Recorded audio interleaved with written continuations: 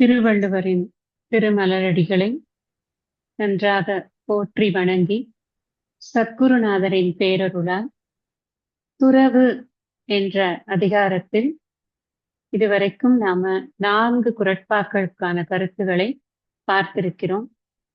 தொடர்ந்து இந்த அதிகாரத்தில் இருக்கக்கூடிய கருத்துக்களை இனிமேல் நாம சிந்திக்கலாம்.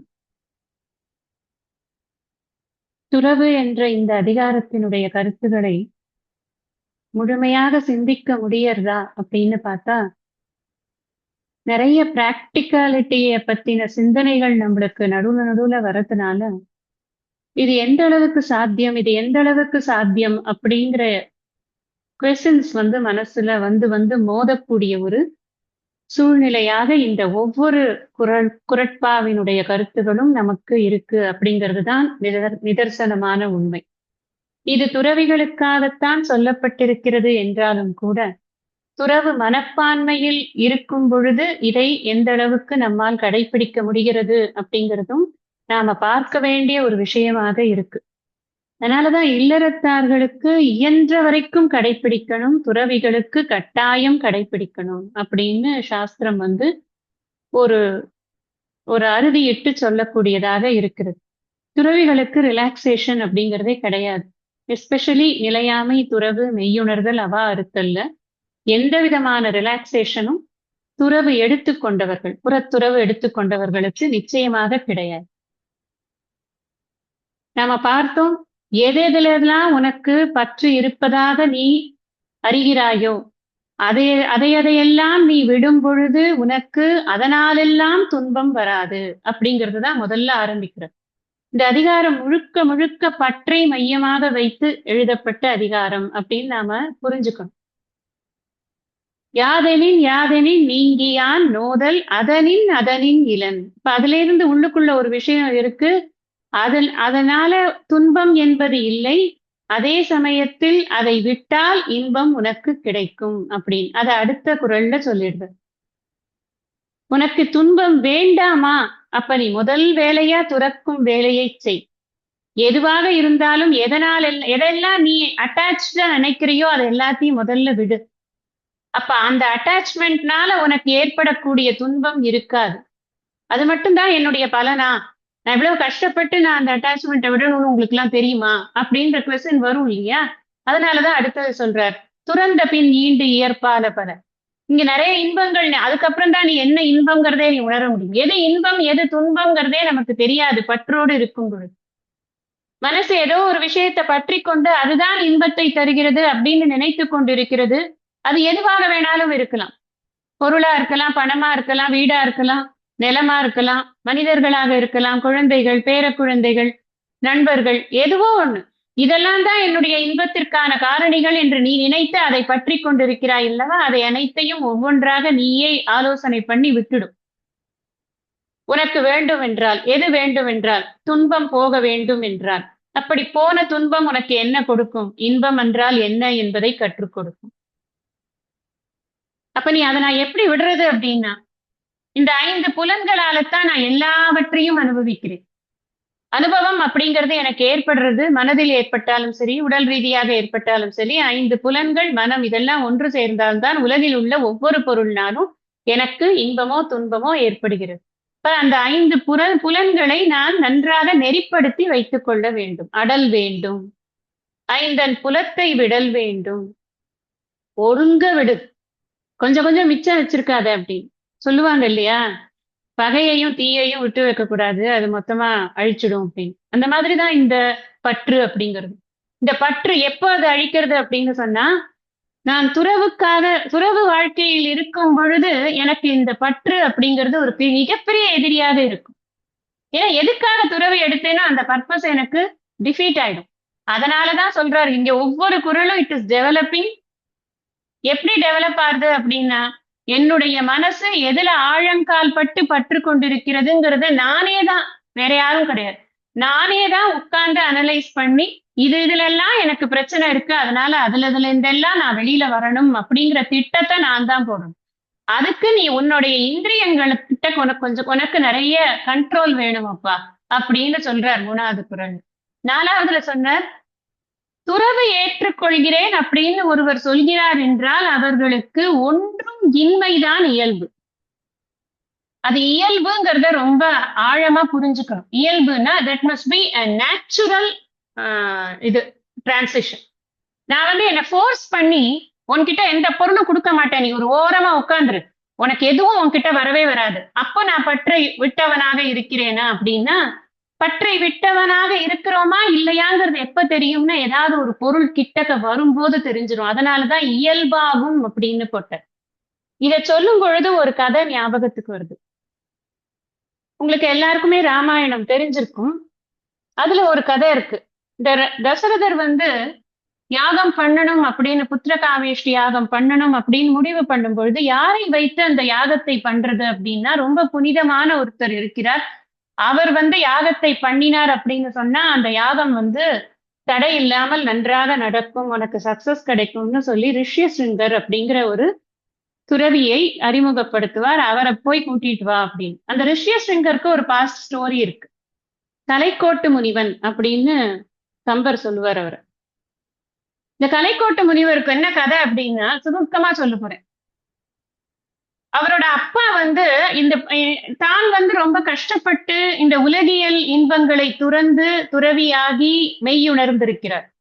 தன்னுடைய பையனுக்கு இந்த உலகியல் விஷயங்கள் தெரிஞ்சது அப்படின்னு சொன்னா, ஈடுபாடு வந்ததுன்னு சொன்னா, நாம் பட்ட மாதிரி கஷ்டம் அவனும் படணுமே இந்த உலகியல் விஷயங்களை விடுவதற்கு, பற்று அறுப்பதற்கு.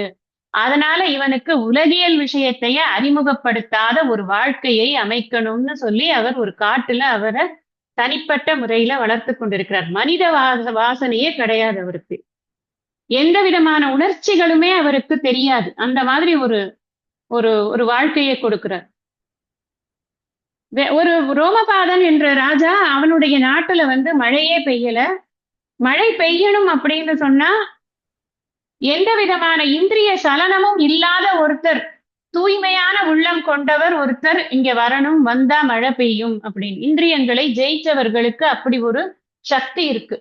மழையை கொடுக்கக்கூடிய, மழையை கொண்டு வரக்கூடிய ஒரு தபஸ் இருக்கு அப்படின்னு சொல்லும் பொழுது, அப்படி ஒருத்தர் இருக்கிறார். அவர்தான் இந்த ரிஷ்யசிங்கர், இந்த கலைக்கோட்டு முனிவன். நீங்க அவனை போய் கூட்டிட்டு வந்தா சரியாயிடும் அந்த ராஜாவுக்கு அவருடைய மந்திரிகள் எல்லாம் சொல்கிறார்கள். அப்போ அந்த ராஜா யார அனுப்புறது இந்த மாதிரி அவரை கூட்டிட்டு வர்றதுக்குங்கிற போது, அந்த ராஜாவின் அவையில் இருக்கக்கூடிய பெண்கள், அந்த மாதர்கள், அவர்கள் எல்லாம் போய் நாங்க கூட்டிக் கொண்டு வருகிறோம் அப்படி, நடன மணிகள் அவர்கள் எல்லாம் நாங்க போய் கூட்டிக் கொண்டு வருகிறோம்னு சொல்றாங்க. அவங்க போறாங்க. புதுசா ஒரு ஒரு அறிமுகம், ஒரு மனித அறிமுகம். அதுல அவருக்கு ஒரு கிளர்ச்சி. அதனால அவர் வந்து அதை எல்லாமே புதுசா பாக்குறாரு. அவருடைய இந்திரியங்கள் மயங்கி ஒரு ஒரு விதமான வயப்பட்ட சூழ்நிலையில் இருக்கிறது. அவர்கள் அழைத்த உடனே அவர் போகிறார் அந்த ஊருக்கு. சாதாரணமா போயிருக்க மாட்டார். அங்க போகும்போது அவர் காலடி பட்ட உடனே இது வருது, மழை வருது. இங்க கதை வந்து எதுக்காக எடுத்துக்கொள்ளப்பட்டது அப்படின்னு சொன்னா, ஒரு சின்ன விஷயத்தை புரிய வைக்கிறதுக்காக மட்டும்தான். இயல்பாகும் நோன்பிற்கு ஒன்றும் இன்மைங்கிற இயல்புங்கிறத புரிய வைக்கிறதுக்காக சொல்றேன். இதுவே அவர் தபஸ் பண்ணி நேச்சுரலா அவருக்கு அந்த பற்றற்ற தன்மை வந்திருந்ததுன்னு சொன்னா, அந்த பெண்கள் வந்து அழைத்த போது அவரால் நிச்சயமாக போயிருக்க முடியாது. செல்ஃப் கன்விக்ஷன் இருந்ததுன்னா போயிருக்க மாட்டாங்க. அதுக்காக அவரை இறக்கி சொல்லல. ஆனா இந்த இடத்தை எப்படி புரிஞ்சுக்கணும் அப்படிங்கிறதுக்காக, இந்த இயல்புங்கிறத மாத்திரம் எடுத்து புரிஞ்சுக்கிறதுக்காக சொல்ல வரேன் நான். அவருக்கு அது ஃபோர்ஸ்டு இது டிசோசியேஷன். அந்த ஃபோர்ஸ்டு டிசோசியேஷன் என்ன ஆச்சு அப்படின்னா, ஏதோ ஒரு சான்ஸ் வந்தா போய் உள்ள போய் பார்க்கறதுக்கான ஒரு வாய்ப்பு ஏற்படுகிறது. இயல்பாக இருந்தது அப்படின்னா, உடைமை மயலாகவும் மற்றும் பெயர். ஏதாவது ஒண்ணு இருந்துடுத்து அப்படின்னு சொன்னா அது நம்மை அறியாமைக்குள் ஆழ்த்தி விடும் அப்படிங்கிறது தான் இங்க ரொம்ப முக்கியமான விஷயமாக பார்த்தோம். நம்ம இன்னைக்கு நாம 345வது குறட்பாவை படிக்கணும். மற்றும் தொடர்பாடு எவன் கொல் பிறப்பருக்கல் உற்றார்க்கு உடம்பும் மிகை. எல்லாருக்கும் நல்லா தெரிஞ்ச மனப்பாட பகுதி தான் இது.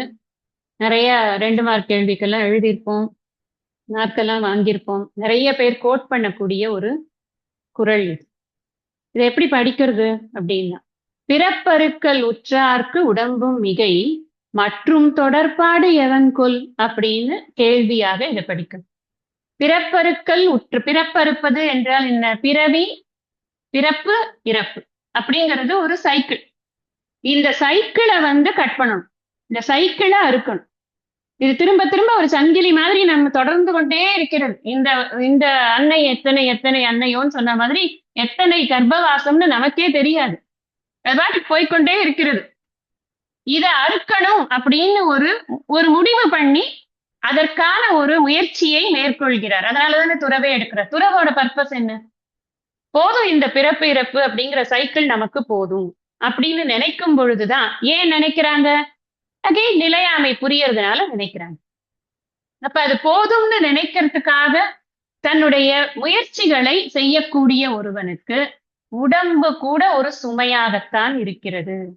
அதை ரொம்ப போற்றி பாதுகாக்க வேண்டிய ஒரு பொருளாக அவனுக்கு இல்லை அப்படின்னு பார்க்கணும். அப்படி இருக்கிற போது மற்றும் தொடர்பாடு எவன் கொள்?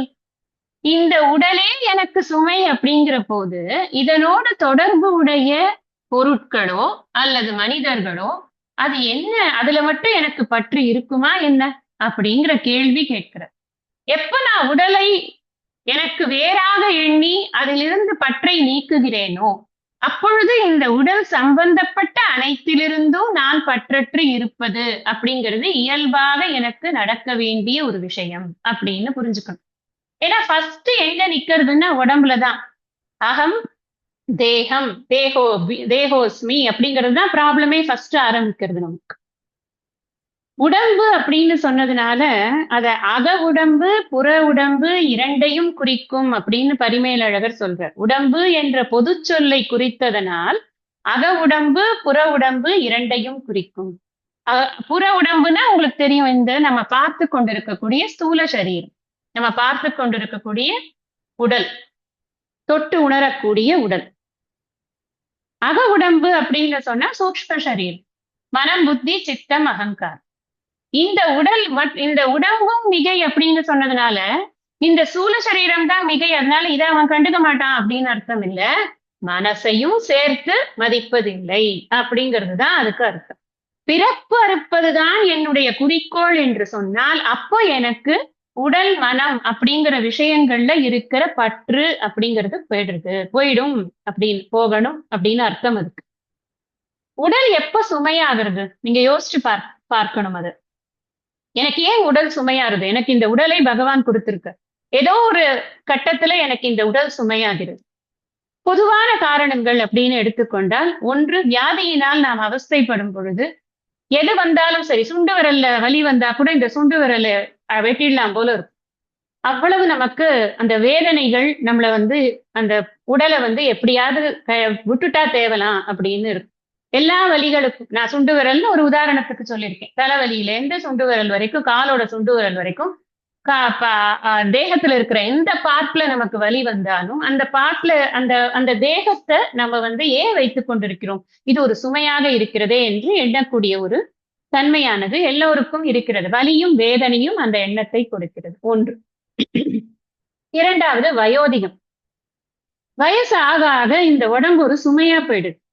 இது என்ன இவ்வளவு நமக்கு தூக்கிட்டு நடக்கிறதே பெரிய ப்ராஜெக்டா இருக்கு, எழுந்துக்கிறது ஒரு கஷ்டமா இருக்கு, இங்க பிடிச்சுக்குது அங்க பிடிச்சுக்குது, வலிக்குது, கால் வலிக்குது, கை வலிக்குது, முதுகு வலிக்குது, இந்த வலியோட வேதனையோட நான் வாழ்ந்துதான் ஆகணுமா, இது வேணுமா எனக்கு அப்படின்னு ஒரு எண்ணமானது ஏற்படுகிறது. அப்போ இந்த உடம்பு சுமையாகிறது. நான் ஞாபகம் வச்சுக்கணும், நம்ம எல்லாரும் எப்போ இந்த உடலை நாம் சுமை அப்படின்னு நினைக்கிறோமோ அப்போ இந்த உடம்பினுடைய பயன்பாடு நமக்கு தேவையில்லை என்பதை உடம்பு உணர்ந்து கொண்டு கொஞ்சம் கொஞ்சமா அதனுடைய ஆக்டிவிட்டிஸ அதுவே குறைச்சிரும். அதனால ஒரு நாளும் நாமளா அந்த மாதிரி நினைக்க கூடாது. இது அசைடா சொல்றேன். எப்பவுமே நம்ம உடம்பு நமக்கு ஒரு டூல், அது ஹெல்ப் பண்ணதான் கொடுக்கப்பட்டிருக்கு அப்படிங்கிறத புரிந்து கொண்டு அதற்களவுக்கான மரியாதையை அதுக்கு கொடுக்கத்தான் வேணும். அத உடம்பும் மிகைன்னு சொல்ல போது எந்த ஆங்கிள் அதை புரிஞ்சுக்கணும் அப்படின்னு, இதை உட்கார்ந்து கொண்டாடக்கூடாது, ஆனா இதை பாதுகாக்கணும். ரெண்டும் ரொம்ப முக்கியம். உடம்பினுள் ஈசன் இருக்கிறான் அப்படிங்கிறதுனால உடம்பை ஓம்புகின்றேன்னு சொன்னார் இல்லையா திருமூலர். அதனால இந்த உடம்புக்கு என்ன வேல்யூங்கிறத புரிந்து கொண்டு இந்த உடம்புக்கான ஒரு மதிப்பை நாம கொடுக்கணும். ஓவரா இந்த உடம்பை கொண்டாடி கொண்டிருப்பதுதான் தவறு அப்படின்னு புரிஞ்சுக்கணும். இது ஒண்ணு. வயோதிகம், வியாதி, தோல்வி ஏற்படும் பொழுது, ஏதாவது ஒரு பிரச்சனை ஏற்பட்டு அந்த பிரச்சனையினால நமக்கு ஒரு தோல்வி ஏற்படுறது அப்படின்னு வச்சுக்கோங்களேன். அந்த தோல்வியினால நம்ம நம்ம என்ன பண்றோம் முதல்லன்னா, தோல்வி இந்த உடலுக்குன்னு நினைத்துக் கொண்டு உடலை நீக்குவதற்கு எல்லா வேலையும் பண்ணிட்டு இருக்காங்க. அதனால் ஏற்படுவதுதான் இந்த தற்கொலை. அதெல்லாம் அதே போல அவமானங்கள், நம்மோட அவமானம் ஏற்படும் பொழுது நம்ம என்ன பண்றோம்? மான அவமானங்கள் இந்த உடலுக்குன்னு நம்ம நினைக்கிறோம். இந்த மான அவமானங்கள் இந்த உடலுக்கு நினைக்கிறதுனால ஏதாவது ஒருத்தர் நம்மள ஏதாவது பேசிட்டாங்க அப்படின்னா அப்புறம் அவங்க மூஞ்சியில முழிக்கிறது இல்ல. என்ன, என் மூஞ்சிதான், என்னோட உடம்பு தானே அவங்கள பார்க்கிறது, அதனால நான் அவங்கள இனிமே பார்க்க மாட்டேன், இல்லைன்னா நான் அவங்க கண் எதிர்க்கே இருக்க மாட்டேன், நான் போயிடுறேன் அப்படிங்கிற முடிவெல்லாம் எப்ப எடுக்கிறோம்? இந்த உடம்பு மிகை அப்படின்னு நினைக்கிறதுக்கான காரணங்களை நான் உலகியல் ரீதியாக இதெல்லாம் காரணங்களாக இருக்கு அப்படின்னு சொல்லிக் கொண்டிருக்கேன். ஆனா உடம்பு உண்மையிலேயே மிகையாவது எப்பொழுது அப்படின்னு சொன்னா, இந்த உண்மையை உணரும் பொழுது, இந்த உடல் நான் அல்ல அப்படின்றத உணரும் பொழுது அறிவுபூர்வமாக இந்த உடம்பு மிகையாக நான் ஏற்கிறேன். நான் உணர்ச்சி பூர்வமாக உடம்பை மிகை, சுமை என்று நினைக்கும் பொழுது உடம்பை இல்லாம பண்ணணும்னு நினைக்கிறேன். அறிவுபூர்வமாக இந்த உடலை மிகை என்று உணர்ந்து கொள்ளும் பொழுது இந்த உடலுக்கான தேவையான அளவுக்கான மரியாதையை நான் கொடுத்து கொண்டாடாமல் இருக்கிறேன். இதுதான் டிஃபரன்ஸ். அப்ப இந்த உடம்பு மிகை அப்படிங்கிறது யாருக்கு அறிவுபூர்வமாக இந்த உடல் மிகை என்று தோன்றும் அப்படின்னு சொன்னா, பிறப்பருக்கள் உற்றாருக்குத்தான் இந்த உடம்பு மிகை அப்படின்னு தோன்றும். உடனே தோணிடுமா? பிறந்த உடனேவா பிறப்பருக்கள் உற்றார்? நம்ம கிடையாதே. எத்தனை அடி, எத்தனை உத, எத்தனை பேர்கிட்ட வசவு, எத்தனை பேர்கிட்ட பாராட்டு, எல்லாத்தையும் கடந்தல்லதான் இந்த வாழ்க்கையில நம்ம பல விஷயங்களை, ஒரு ரோலர் கோஸ்டர் மாதிரி தானே இந்த வாழ்க்கை இருக்கு. அப்ப எல்லாம் கடந்து வரும் பொழுதுதான் நம்ம உடல் மேல இருக்கிற ஈர்ப்பு, இந்த உடல்னால நமக்கு சில சம்பந்தங்கள் இருக்கே. இந்த உடம்புக்கு ஒரு அம்மா, உடம்புக்கு ஒரு அப்பா, இந்த உடம்புக்கு ஒரு தாத்தா, பாட்டி, ஒரு அண்ணா, தம்பி, எல்லாம் இருக்கே உறவுகள். இந்த உடம்புக்கு சில ஃப்ரெண்ட்ஸ், இந்த உடம்புக்கு ஒரு சுற்றம், இதெல்லாத்து மேலேயும் இருக்கக்கூடிய ஈர்ப்புங்கிறது எப்ப போறது அப்படின்னா, உடம்பே எனக்கு எக்ஸஸ் தான்ப்பா, எனக்கு உடம்புல மேல ஒரு பற்றே கிடையாது, எனக்கு இது இருந்தே ஆகணுங்கிறதெல்லாம் கிடையாது. காரைக்கால் அம்மையார் என்ன பண்ணினாங்க, ஔவையார் என்ன பண்ணினாங்க, எல்லாம் யோசிச்சு பார்க்கணும் இந்த இடத்துல. உடம்பு மிகைங்கிறத எப்படி அவங்க அதை எப்படி காமிச்சாங்க நமக்கு அப்படின்னு. அப்ப அது மாதிரி உண்மையை உணரும் பொழுது, பல இடர்களை சந்திக்கும் பொழுது, அதனால் மனம் தெளிவாகி அறிவுபூர்வமாக இந்த உடல் மிகை அப்படிங்கிறத புரிஞ்சுக்கும். எதெல்லாம் இன்பம் இன்பம் இன்பம் நினைச்சு சேர்த்து கொண்டே இருந்தோமோ அதெல்லாம் துன்பத்தை கொடுத்து கொடுத்து கொடுத்து நம்மை பக்குவப்படுத்துகிறது. வாழ்க்கை பூரா அப்படித்தான் இருக்கு. நிறைய பக்ஷணங்கள் பண்ணி வச்சா வீட்டுல சின்ன வயசுல அடிச்சு பிடிச்சு தின்னுடுறோம். அதுக்கப்புறம் நமக்கு உடம்புக்கு வந்ததுன்னா அம்மா தூக்கிட்டு ஆஸ்பத்திரிக்கு போவாங்க. இது சப்கான்சியஸ் மைண்ட்ல கொஞ்சம் கொஞ்சம் 5 வயசுல இது தெரியாது, 7 வயசுல இது தெரியாது, 10 வயசுலயும் தெரியாது. ஆனா சப்கான்சியஸ் மைண்ட்ல இதெல்லாம் ரெஜிஸ்டர் ஆயிட்டே இருக்கும். 15 வயசு வரும்போது இது நிறைய சாப்பிட்டா நம்மளுக்கு ஒத்துக்காதுங்கிறது புரியும். அப்பதான் அதை விடுவோம். அப்படித்தான் கொஞ்சம் கொஞ்சமாக இன்பம் தருவதெல்லாம் துன்பம் தருவதுதான் அப்படிங்கிறது புரியறதுக்கு கொஞ்சம் கொஞ்சமா நமக்கு பக்குவம் அடைகிறோம். ஆனாலும் வயசு ஆக ஆக ஆக உண்மையிலேயே இன்பம் தருவதெல்லாம் துன்பம் தருவதுதான் அப்படிங்கிறத உறுதியாக இந்த மனம் நம்புவதற்கு நாளாகிறது. அதுக்குதான் ரொம்ப கஷ்டப்படுறோம் நம்ம. காரணம் என்ன அப்படின்னு சொன்னா, எல்லா அனுபவங்களும் நாம இந்த உடலால் தான் பண்றோம். அனுபவங்கள் எல்லாம் நமக்கு இன்பம்னு நினைத்து கொண்டிருக்கிறோம். இந்த இன்பம் கிடையாது, இது துன்பத்து கலந்ததுதான் அப்படிங்கிறத நம்ம பொறுமையாக படிக்க படிக்கத்தான் நமக்கு புரியுறது, அல்லது பக்குவம் அடையத்தான் நமக்கு புரியுது. ஆக்சுவலா சொல்ல போனா எந்த அனுபவமுமே நமக்கு தேவையில்லை. அனுபவம் அத்தனையும் பொய் தான். அதை பொய் என்றதை எப்படி சொல்றோம் அப்படின்னா, அது அந்த நேரத்தில் உண்மை போல இருக்கிறது, உண்மையில் அந்த அனுபவத்தில் எந்த ஒரு உண்மையும் இல்லை. ஏன்னா உண்மைங்கிறது என்ன, எப்பவும் இருக்கணும், எப்பவும் இருந்து கொண்டிருந்தாதான் அது சத்தியம். இது சத்தியம் இல்ல, இது மித்யா அப்படின்னு. இதத்தான் துறவின் நோக்கமாக இதெல்லாம் பொய், இதெல்லாம் மித்யா, இதெல்லாம் சத்தியம் இல்ல அப்படிங்கறது புரிந்து கொண்டால்தான் இதெல்லாம் நாடக்கூடிய ஒரு மனமானது நமக்கு இல்லாமல் போகும். அப்பத்தான் நம்மளால இந்த பிறவி அப்படிங்கிற சுழலை கடப்பதற்கு, நாம ஞானத்தை அடைவதற்கான தகுதியை கூட பெற முடியும். அப்ப இந்த மெய் உணர்வு அப்படிங்கிறது தான் துறவின் நோக்கமாக இருக்கிறது. பிறவி துன்பத்தை களைதல். அதுதான் மெய்யுணர்வு. அந்த மெய்யுணர்வை அடைவது, மெய்யுணர்வை பெறுவதுதான் இந்த துறவின் அடிப்படை காரணமாக இருக்கு. இல்லைன்னா என்னத்துக்கு துறவு வாழ்க்கை? எல்லாரும் வந்து கால்ல விழறதுக்கா? நானும் துறவி ஆயிட்டேன், எனக்கு எனக்கு ஒரு மடம் இருக்குன்னு சொல்றதுக்கா? நிச்சயமாக கிடையாது. துறவு என்பது மெய்யுணர்தலுக்காக மட்டுமே நாம வந்து மட்டுமே என்று நாம புரிஞ்சுக்கணும். இந்த உடலை விடணும் அப்படின்னு சொன்னா அதுக்கு இந்த உடல் ஃபர்ஸ்ட் ஏன் வந்ததுன்னு பார்க்கணும். ஏன் வந்தது இந்த உடல்? ஏன் வந்ததுன்னா வினைகளால இந்த உடல் வந்தது. அழகாக சொல்றார் பரிமேலழகர். உடல் வந்ததனுடைய காரணம் வினைகள். உடலை வைத்துக் கொண்டிருப்பதன் நோக்கம் என்ன? இது எதுக்காக நான் வைத்து பராமரித்துக் கொண்டிருக்கிறேன்? டெய்லி சோப்பு போட்டு எதுக்கு இதை நான் தேய்ச்சி கொண்டிருக்கேன்? எதுக்கு டெய்லி நான் இதுக்கு வந்து ஒரு ஒரு அழுக்கு இல்லாம இதை மெயின்டைன் பண்றதுக்கு எதுக்கு நான் மெனக்கிடுறேன் அப்படின்னா, இந்த உடலை வைத்துக் கொண்டுதான் இந்த வினைகளை களைய வேண்டும். நான் வினைகளை எதற்காக களைய வேண்டும்? நான் இந்த பிறவிச் சுழலை கடக்க வேண்டும் என்றால், பிறப்பறுத்தல் அப்படிங்கிறத நான் பண்ண வேண்டும் என்றால் எனக்கு வினைகள் தீர வேண்டும். இந்த வினைகள் தீரறதுக்காகத்தான் இந்த உடலை நான் வைத்துக் கொண்டிருக்கேன். அந்த அளவுக்குத்தான் இந்த உடலுக்கு நான் மதிப்பு கொடுக்க போகிறேன். அதுக்கு மேல கிடையாது. அதுக்கு மேலனா இந்த உடம்பு சுமையாயிடுது. அதுக்கு மேலனா இந்த மனசும் சுமையாயிடுது. அப்ப மனசுக்கு என்ன? மனசை எப்படி நான் உபயோகப்படுத்துறேன்? மனம் எப்பொழுது பார்த்தாலும் மெய்யுணர்தலிலேயே நிலை பெற்று இருக்க வேண்டும். எப்போ நான் வந்து அந்த வீடு பேரு அப்படிங்கிற விஷயத்த நான் எப்பொழுது புரிந்து கொள்வேன்? குருநாதர் சொல்லி கொடுக்கிறத நான் எப்போ வந்து முழுமையாக அறிந்து கொண்டு அதன்படி என்னுடைய மனம் அமைதியாக இருப்பதை நான் எப்பொழுது உணர்வேன்? அப்படிங்கிறதுலயே இந்த மனதினுடைய சிந்தனை இருக்கணுமே இல்லாமல் இந்த மனமானது ஒரு சிறை மாதிரி ஆயிடக்கூடாது. மனம் பொதுவா எப்படி இருக்கு அப்படின்னு சொன்னா அது ஒரு சிறை மாதிரி இருக்கு. நமக்கு என்னென்னலாம் வேண்டாமோ அந்த விஷயங்களை எல்லாம் எப்பொழுது பார்த்தாலும் சிந்தித்து கொண்டு நம்மை சிறைப்படுத்துகிறது. இந்த உலகியல் வாழ்க்கையோடு சிறைப்படுத்துகிறது. அப்படி இல்லாமல் இந்த மனதை இறைவனின் திருவடிகளில் நாம வைக்கிறதுக்கு நாம இவ்வளவு முயற்சி பண்றோமோ அவ்வளவு முயற்சியின் பலனாக நமக்கு இந்த மனம் அப்படிங்கிற சிறை கதவுகள் நமக்கு உடையும். அதுதான் உண்மை.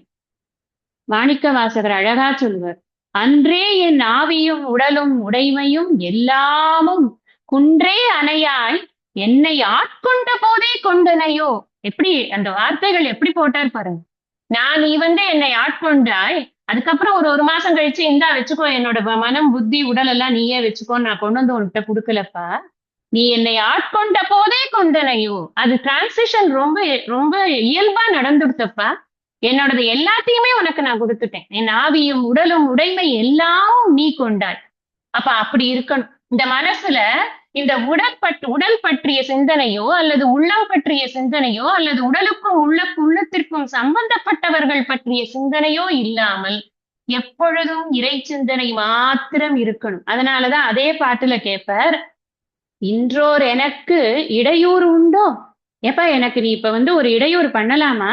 நான் உன்னை நினைக்காம இருக்கிற ஒரு சங்கடம் எனக்கு ஏற்படலாமா? ஏற்படக்கூடாதே. என் தோள் முக்கண் எம்மானே நன்றே செய்வாய் பிழை செய்வாய் நானோ இதற்கு நாயகமே. நீ நல்லதுதான் செய்ய, கெட்டதுதான் செய்ய, என்ன வேணா பண்ணு, நான் கொடுத்துட்டேன்ப்பா உன்னை. நீ என்னை ஆட்கொண்ட போதே நான் உன்னை கொடுத்து விட்டேன். இதுக்கு மேல நான் என்ன கொடுக்கறதுக்கு என்கிட்ட ஒண்ணும் இல்லையே. அப்படி இருக்க வேண்டும் நம்முடைய மனம் அப்படிங்கிறது சாஸ்திரம். நமக்கு பற்று நீங்கிறதுனா சும்மா சாதாரண விஷயம் கிடையாது. எனக்கு பற்று நீங்கி போச்சு, எனக்கு எதுலையுமே பற்று கிடையாது அப்படின்னு நாமளா நம்மளை வந்து கேமோஃபிளேஜ் பண்ணிடும். நம்மள இந்த உலகம் நமக்கு அப்படித்தான் போல இருக்கு அப்படின்னு நம்ம நினைப்போம். ஒரு சிச்சுவேஷன் தான் நம்மளுக்கு அதை வெளிப்படுத்தும். ஒரு சிச்சுவேஷன் வரும் பொழுது உண்மையிலேயே பற்றற்று இருக்கிறேனா இல்லையா என்பது என்னால் அறிய முடியும். அந்த சிச்சுவேஷன் போது அறியறது இருக்கட்டும், ஆனா நாள்தோறும் இதற்கு பாடுபடணும் அப்படிங்கிறதுனாலதான். மற்றும் தொடர்பாடு எதன்கொள், வேற எதையாவது ஒண்ணுத்துல தொடர்பு எப்படிப்பா இருக்கும்? அவர் கேட்டது மாதிரி அன்றே உனக்கு கொடுத்தாச்சு, நான் அப்புறம் எனக்கு இப்போது இடர்பாடு ஒண்ணு வரலாமா அப்படின்னு கேட்கிறாரு இல்லையா? நான் யார்கிட்ட கொடுத்தேனோ அவன்கிட்ட தானே போய் கேட்க முடியும். என்கிட்ட ஒரு மனசுங்கிறதே கிடையாது, அதுதான் உனக்கிட்ட கொடுத்து வச்சிருக்கேன். எனக்கு இப்போ ஒரு இடர் வந்ததுன்னா அது எந்த இடத்துல நான் வந்து அதை ஃபீல் பண்ணுவேன்? என்கிட்ட ஃபீல் பண்றதுக்கு கூட ஒரு மனசே இல்லப்பா. எவ்வளவு அர்த்தம் புரிந்த பாடல் தெரியுமா அது? அதனால இங்க என்ன சொல்ல வர்றாரு அப்படின்னு சொன்னா, பற்று நீங்கணும். எதுலையுமே பற்று என்பது இருக்கு. மற்றும் தொடர்பாடு எவன் கொலோ, அப்படி எவன் கொல் அப்படின்னா வேற எதுலயாவது அவனுக்கு பற்றுங்கிறது இருக்குமா? அவனுக்கு உடம்புலயே பற்று இல்லாமல் இருக்கிற போது வேற எதிலையாவது பற்று என்பது இருக்கலாமா, இருக்கக்கூடாது என்பது பொருள். இந்த பற்று அப்படிங்கிறது பேசிக்கா எப்ப வருது அப்படின்னு சொன்னா, இத தாதாத்மிய தோஷம் அப்படின்னு சாஸ்திரத்துல சொல்றது. தாதாத்மிய தோஷம் அப்படின்னா தான் அல்லாததை தான் என்று நினைப்பது. நான் இந்த உடம்பு கிடையாது, நான் இந்த மனம் கிடையாது சாஸ்திரம் சொல்றது. நான் இந்த உடம்பு மனசு இல்லாத போது இந்த உடல் மனம் தான் நான் அப்படின்னு நினைத்துக் கொள்றோம் இல்லையா, அதுதான் தாதாத்மிய தோஷம். இந்த இதனால என்ன ஆறுது அப்படின்னா, இதனாலதான் பற்று என்பதே உருவாகுது. இது நானும் நினைச்சுக்கிறதுனால நான் இதன் மேலே அபரிமிதமான அன்பை செலுத்துகிறேன். இந்த உள்ளம் நான் நினைச்சுக்கிறதுனால இந்த உள்ளத்திற்கு சம்பந்தப்பட்டவர்கள் மீதெல்லாம் நான் அன்பை செலுத்துகிறேன். எல்லா ஐடென்டிட்டிஸும் நான் அங்கங்க வெளியில வைக்கிறேன். உண்மையான நான் யாரு அப்படிங்கிறது எனக்கு அறிந்து கொள்வதற்கு அவகாசமே ஏற்பட மாட்டேங்குது. நாம புரிஞ்சுக்க வேண்டிய விஷயம் என்னன்னா, இந்த உடம்பு அப்படிங்கிறது நிச்சயமாக துன்பத்தை தரக்கூடியதுதான். இந்த துன்பத்தை தரக்கூடிய இந்த உடம்பை வைத்துக் கொண்டுதான் நாம இந்த துன்பக் கடலில் இருந்து வெளியேற வேண்டும். அதற்கு எந்த அளவுக்கு இந்த உடம்புக்கு மதிப்போ அந்த அளவுக்குத்தான் கொடுக்கணும். அதே உடம்புன்னு சொல்லும் போது நீங்க புரிஞ்சுக்கோங்க, உடம்பு மனசு ரெண்டையும் சேர்த்துதான். ரெண்டுத்துக்குமே இந்த சாஸ்திரம் படிக்கணும். இறை அனுபூதியோடு தான் நாம் இருக்க வேண்டும். சாஸ்திரத்தை நன்றாக புரிந்து கொள்ள வேண்டும். அதற்காகத்தான் இந்த மனம். சாஸ்திரம் படிக்கிறதுக்கு தெம்பு இருக்கணும். அதற்காகத்தான் இந்த உடல். இப்ப யாரை பத்தி நம்ம சொல்லிட்டு இருக்கோம்? துறவியை பத்தி. துறவிக்கு இதை விட வேற என்ன வேலை? இல்லப்பா நான் கொஞ்சம் வெளியில போய் அப்படியே ஒரு ரவுண்டு ஊரை பார்த்துட்டு வரேன், கிடையாது. துறவிக்கு இது கிடையாது. அதனால நல்லா புரிஞ்சுக்கணும். துறவியுடைய கோணத்தில் துறவிக்காக சொல்லி இருக்கிறது அப்படின்னு சொன்னா கூட நமக்கு எவ்வளவு தூரம் முடியுமோ அவ்வளவு தூரம் முயற்சி பண்ணுவோமே. இதை நம்ம பிராக்டிகாலிட்டிக்கு கொண்டு வரதுக்கு கஷ்டமே கிடையாது. ஐயே மெத்த சுலபம் ஆத்ம ஜானம் அப்படின்னு சொல்றாரே, அந்த மாதிரி இதுவுமே கூட பழக பழக பழக இதுவும் நமக்கு எளிதாக வரும். பற்று இல்லாமல் இருப்பதுங்கிறது இதை விட ஒரு விடுதலையான ஒரு மனநிலை இருக்க முடியாது. அதனால பழக பழக அதுவும் நமக்கு எளிதாக வரும். அடுத்த குறள்ல சொல்றார் 346, யான் எனது என்னும் செருக்கறுப்பான் வானோர்க்கும் உயர்ந்த உலகம் புகும். எத்தனையோ தடவை இதை கோட் பண்ணியிருப்போம். நிறைய கீதா ஸ்லோகம் படிக்கிறச்சையும் சரி, நிறைய விஷயங்களை பத்தி பேசும் பொழுதும் இந்த இல்லறத்தானுக்கும் துறவரத்தானுக்குமான இந்த விஷயங்களை பேசும் பொழுது, இல்லறத்தானுக்கு வையத்துள் வாழ்வாங்கு வாழ்பவர் வானுரையும் தெய்வத்துள் வைக்கப்படும். இங்கே துறவரத்தானுக்கு யான் எனது எனும் செருக்கறுப்பான் வானோர்க்கும் உயர்ந்த உலகம் போகும். இது வீடு வேற்றை குறிக்கிறது, அது சொர்க்கத்தை குறிக்கிறது அப்படிங்கிற விஷயத்தெல்லாம் நாம அப்பயே இதெல்லாம் நம்ம கம்பேர் பண்ணி சிந்தனை பண்ணியிருக்கோம். இங்கதான் நாம இப்பதான் நாம பகுதி வார்த்தை வார்த்தையாக இது என்ன குறிக்கிறது அப்படிங்கிறத தெரிஞ்சுக்க போறோம். யான் எனது என்னும் செருக்கறுப்பான் வானோர்க்கும் உயர்ந்த உலகம் போகும். யான் அப்படின்னா என்ன அர்த்தம்? நான்னா நான் அப்படின்னு தெரிஞ்சிடும். இந்த நானை கொஞ்சம் குவாலிஃபை பண்ணணும். உடல் மனம் இதுதான் நான் அப்படின்னு நினைச்சு கொண்டிருக்கும். எனது எனதுங்கிறது என்ன? இந்த நானுக்கு சம்பந்தமானது எல்லாம் எனது. என்னதெல்லாம் இந்த நானுக்கு சம்பந்தமானது? பொருள், உறவுகள், இதெல்லாம் எனது. இத என்னும் செருக்குங்கிறார். பொதுவா செருக்குக்கு என்ன அர்த்தம்? செருக்குன்னா கொழுப்பு, திமிரு அப்படின்லாம் சொல்லுவோம் இல்லையா? அவன் செருக்கு பிடிச்சவன் அப்படிம்போம். அவன் செருக்கினால் அவன் அப்படி பேசுகிறான் அப்படி சொல்லுவோம். அந்த மாதிரி இல்லை இங்க அர்த்தம். செருக்கு அப்படிங்கிறதுக்கு இந்த இடத்துல செருக்குக்கு நிறைய வகையில மீனிங் இருக்கு. ஒரு மீனிங் என்ன அப்படின்னா மயக்கம்னு. மயக்கம் அப்படின்னா அறியாமை. அறியாமையினால இந்த எண்ணங்கள் நமக்கு ஏற்படுறது. என்னை பற்றிய அறியாமையினால நான் எனது அப்படிங்கிறது எனக்கு நான்கிறதே அறியாமை. நான்கிறதே என்னன்னு தெரியாத அறியாமை. எனக்கு பேசிக்கா நான்கிறதே என்னன்னு தெரியாத போது அது சம்பந்தப்பட்ட எனது இருக்கேன், அதுவும் அது அறியாமையினால தப்பு தப்பா புரிஞ்சுக்கிறேன். இப்படி தப்பு தப்பா புரிஞ்சு கொண்டு இருக்கக்கூடிய எண்ணங்களை, மயக்கத்தை அறுப்பான். அறுப்பான்னா நீக்குபவன். வானோர்க்கும் உயர்ந்த. வானத்துல இருப்பவர்கள் யாரு? நம்ம பொதுவாக சுட்டி காட்டுறதுக்காக ஒரு இது சொல்றோம். மேல் உலகம் அப்படின்னு சொல்றோம் இல்லையா நம்ம. அதனால் மேல் உலகம்ங்கிறது யாரு இருக்காங்க? தேவர்கள் இருக்கிறார்கள் இல்லையா? தேவர்களை காட்டிலும் சிறந்த தேவர்கள் நம்ம சொல்றோம். அங்க போனா துன்பமே இல்லப்பா, எப்ப பாரு ஹாப்பினஸ் தான் அப்படின்னு. அதை விட தாண்டி இன்னும் சிறந்த உலகம் புகும், உயர்ந்த உலகம் புகும். அந்த உலகத்தை என்னன்னு சாஸ்திரம் சொல்றது அப்படின்னு சொன்னா வீட்டுலகம் அப்படிங்கிறது. வீடு பேரு என்று அத உலகமாக உருவகப்படுத்தும். அவ்வளவுதான். அப்ப வீடு பேரு அப்படிங்கிறது அவனுக்கு கிடைக்கும். எவ்வளவு சிம்பிளா நீ உனக்கு எப்ப வீடு பேரு கிடைக்கும்? யான் எனதுங்கிறத விட்டுடுப்பான். அவ்வளவுதான். சிம்பிளா சொல்லிட்டார். ஒரே ஒரு ஃபார்முலா போட்டுடலாம். நீ எப்ப யான் எனது விடுறியோ அப்ப உனக்கு வீடு பேரு கிடைக்கும். இங்க சொல்றதெல்லாம் ஈஸி தான், செஞ்சு பார்த்தாதான் தெரியும் அப்படின்னு நமக்கு தோணும். ஏன்னா நம்ம கஷ்டம் தானே, அது செய்யறது ஒண்ணு அவ்வளவு ஈஸி இல்லையே. இந்த யான் எனதுங்கிறது எப்படி வந்தது? இந்த இந்த அறியாமை, இந்த மயக்கம்ங்கிறதெல்லாம் எங்க இருக்கு? அகங்காரத்துல உட்கார்ந்து இருக்கு.